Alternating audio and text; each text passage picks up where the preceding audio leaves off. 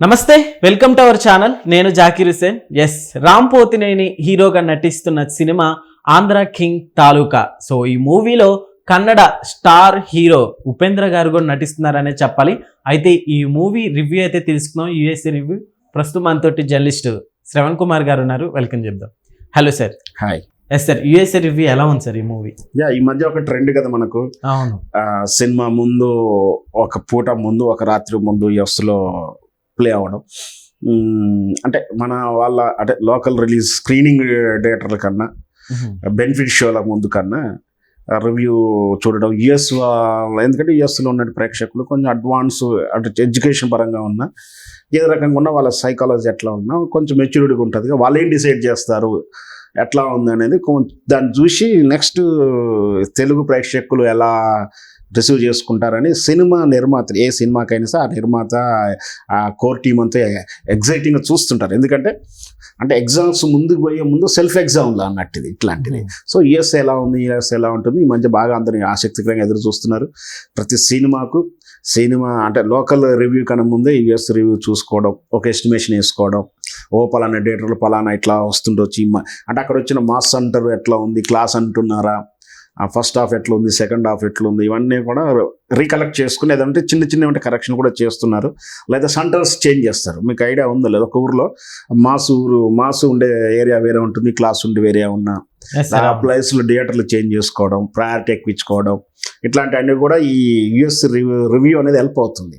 So ఈ మధ్య నేను కూడా ఈ సినిమా తాలూకు రివ్యూ ఎట్లా ఉందని యుఎస్ ఫ్రెండ్స్ మిత్రులతో కూడా చర్చించాం.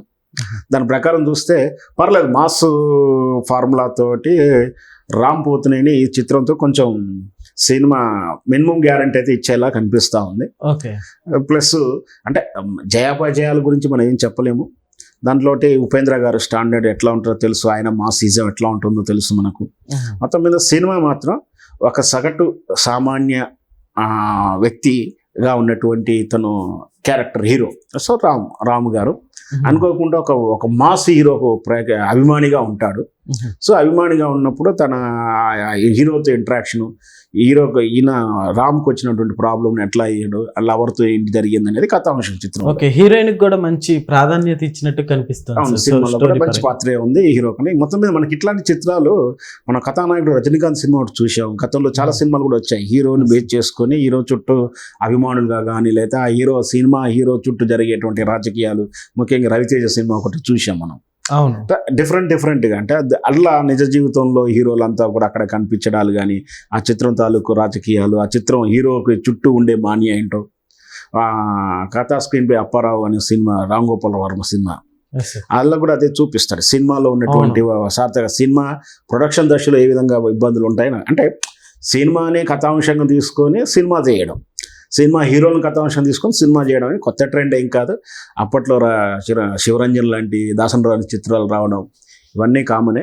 సో ఈ ట్రెండ్ అంటే ఇప్పుడు నవీన కాలానికి సంబంధించినటువంటి కథాంశాలతో కలుపుకొని మంచిగా అయితే ఉన్నది. మరి ఈ తెలుగు ప్రేక్షకులు ఎలా రిసీవ్ చేసుకుంటారో చూడాలి. ఇది దర్శకుడు వచ్చేసి మహేష్ బాబు గారు. సో ఆయన దర్శకత్వంలో వచ్చిన ముఖ్యంగా ఈ చిత్రం ఈ రామ్ పోతినేనికి ఖచ్చితంగా సక్సెస్ ఇవ్వాల్సి ప్రూఫ్ చేసుకోవాల్సిన చిత్రంగా ఉంది. ఆయన మీద బాధ్యత ఎక్కువ ఉంది. వరుసగా చిత్రాలు ఫ్లాప్ అయినాయి అని నేను చెప్పను, కానీ మంచి పేరు తెచ్చిపెట్టలేదు అనేది చెప్తాను. అంటే వరుసగా ఇట్లా కంటిన్యూ పోతే రేపు పొద్దున్న ఓపెనింగ్స్ ప్రాబ్లం అవుతుంది, బయ్యర్స్ కానీ ఇన్వెస్టర్స్ కానీ అవన్నీ ఉంటాయి, ఏ హీరోకైనా ఉంటుంది. సో ఈ సినిమా మాత్రం మినిమం బిజినెస్ స్కోర్స్ ఇస్తే మాత్రం రామ్ ఇంకొక 5-10 ఏళ్ళైనా మంచి కంటిన్యూటీలో ఉంటాడనేది నా అభిప్రాయం. ఓకే, సో మ్యూజిక్ పరంగా మనం చూసుకుంటే మూవీలో ఆల్రెడీ ఒక సాంగ్ హిట్ అయిపోయింది సార్. సో మూవీకి అంటే మ్యూజిక్ కూడా ప్లస్ అయిందని చెప్పుకోవచ్చు. ఖచ్చితంగా మ్యూజిక్తో పాటు ఆర్ఆర్ కూడా ఫైటింగ్ ముఖ్యంగా ఏంటంటే సస్పెన్స్ ఉన్నప్పుడు కానీ, ఫైటింగ్ థ్రిల్స్ ఉన్నప్పుడు కానీ, వెనకటైన మొనాటమీ సౌండ్స్ కాకుండా మంచిగా ఉంటుంది. ఇందులో కూడా బాగానే ఉంది. ఓకే సార్, అయితే ఇప్పుడు మూవీకి యాక్షన్ అన్నట్లుగా మనకి ఆల్రెడీ ట్రైలర్ టీజర్లో కనిపిస్తుంది. సో ఫైటింగ్ సీన్స్ మనకి ఎట్లా ఉన్నాయి సార్? అంటే ఫైటింగ్స్ పర్టికులర్గా మనం ఏం ప్రత్యేకంగా డిస్కస్ చేయలేదు, బట్ మాస్ ఫిల్మ్ ఎందుకంటే ఇప్పుడు రామ్ కూడా ఏంటంటే యంగ్ బాయ్నే, అంటే జస్ట్ ఒక లవర్ బాయ్ క్యారెక్టర్గా ఉండేటువంటి స్ట్రక్చర్ తోటి ఆయన ఇంట్రొడ్యూస్ అయ్యాడు.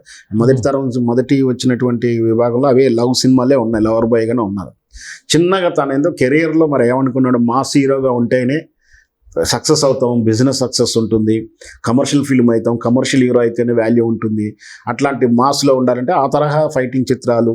మనం రామ్ ఒక చిత్రం చూస్తాం, కామెడీ ఉంటుంది, రెడీ చిత్రం, అవును. బట్ దాంట్లో కూడా ఒక రకమైనటువంటి ఫైటింగ్, రెండు అన్నదమ్ముల మధ్యలో పోటీ, బ్రహ్మానంద గారి కామెడీ ఆ సినిమాకి ప్లస్ అవుతుంది.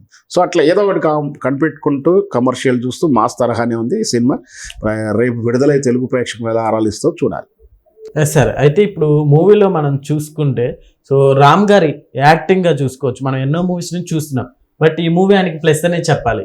గత కొన్ని సినిమాలుగా చూసుకుంటే కాస్త డల్గా ఉంటుంది. ఖచ్చితంగానే నేను కూడా అదే చెప్తున్నా. ఇప్పుడు ఆయనకు కంపల్సరీ అని కూడా చెప్పాలి, ఎందుకంటే వరుస చిత్రాల్లో పెద్ద కమర్షియల్ సక్సెస్ సాధించాయి, ప్రొడ్యూసర్కి కొంచెం ఏదో గొప్పగా చేశారని అయితే అనలేను. బట్ అట్లాంటి ఈ సమయంలో ఇట్లాంటి మళ్ళీ వెంటనే ఇట్లాంటి చిత్రం వచ్చి మాస్గా నిలబెట్టుకున్న, కలెక్షన్ పరంగా నిలబెట్టాలి. నటన పరంగా రామ్కి ఎక్కడా డోకా లేదు. మనం ఎప్పుడు మార్కులు ఇవ్వలేదు నా పాయింట్ ఆఫ్ వ్యూలో. ఏ హీరో కానీ మనం ఇచ్చేంత మెజర్మెంట్ చేసేంత వాళ్ళం కాదు, చేయకూడదు కూడా. అయినప్పటికీ ఇఫ్ ఇట్ ఈస్ 5 to 5 అంటే 5 మార్కులు ఇవ్వచ్చు, తప్పేం లేదు. నటన విషయంలో రాము ఏదో వెనకడిగేస్తాడు లేదా చేయలేకపోతాడు అనేది ఎక్కడా లేదు. మంచి పెర్ఫార్మెన్స్, ఫ్లెక్షన్స్, మాస్కు దబ్బినటువంటి ఆ సీక్వెన్స్ల విషయంలో ఆయన చూపించేటువంటి పెర్ఫార్మెన్స్ అయితే బాగానే ఉంటుంది. సరే, ఇంకా కలెక్షన్ల పరంగా చూసుకుంటే మనకి ఈ మధ్య కాలంలో పెద్ద సినిమాలు ఏం లేవు కాబట్టి సో కలెక్షన్లు బాగా కొలగొట్టచ్చు అంటారా? అట్లా అని మనం చెప్పలేము. సినిమా లేకపోతే మాత్రం పెద్ద ఎసెట్ అవుతుందని కూడా అనలేము. సినిమా చూడాలంతా లేకుండా బోర్ కొట్టింది అనుకోండి, డిజాస్టర్, ఓపెనింగ్ కూడా లేనటువంటి పెద్ద హీరోల చిత్రాలు కూడా మన పేర్లు ప్రస్తావించడం అవసరం లేదు. సో సినిమా లేకపోవడం ఈయనకు కొంచెం ప్లస్ అవుతుండొచ్చు, అట్లా కాకపోతే. ఓకే, సో అట్లానే ఇంకొకటి ఉపేంద్ర గారు సార్ చాలా స్పెషల్గా కనిపించారు ట్రైలర్లో కూడా, టీజర్లో కూడా. సో అంటే ఇక్కడ విలనిజం ఏమన్నా ఉంటుందంటారా, లేకుంటే మామూలుగా ఇద్దరు ఫ్రెండ్లీగా ఉంటుందంటారా? మనం ఈ సినిమా మొత్తం డిక్లేర్ చేసినట్టు అవుతుంది, అలా చెప్పకూడదు. మొత్తం మీద బాగున్నాడు ఆయన. ఈ సినిమాకు ఉపేంద్ర ఎసెట్ అయ్యాడు. రామ్ ఎంత గొప్పగా నటిస్తున్నప్పటికీ ఆ గొప్ప నటించాలి హీరో. ఎప్పటికైనా ఆపోజిట్ క్యారెక్టర్ కూడా అంత స్ట్రాంగబుల్గా ఉంటేనే మనకు ఈతలో క్యారెక్టర్ కూడా పండుతుంది. సో మనం ఆయన మొత్తం స్టోరీ మనం రివీల్ చేయకూడదు కాబట్టి మొత్తం మీద ఉపేంద్ర గారి క్యారెక్టర్ బాగుంది, మంచి పెర్ఫార్మెన్స్. ఆయన గురించి ప్రత్యేకంగా చెప్పాల్సిన అవసరం లేదు. Okay sir, thank you.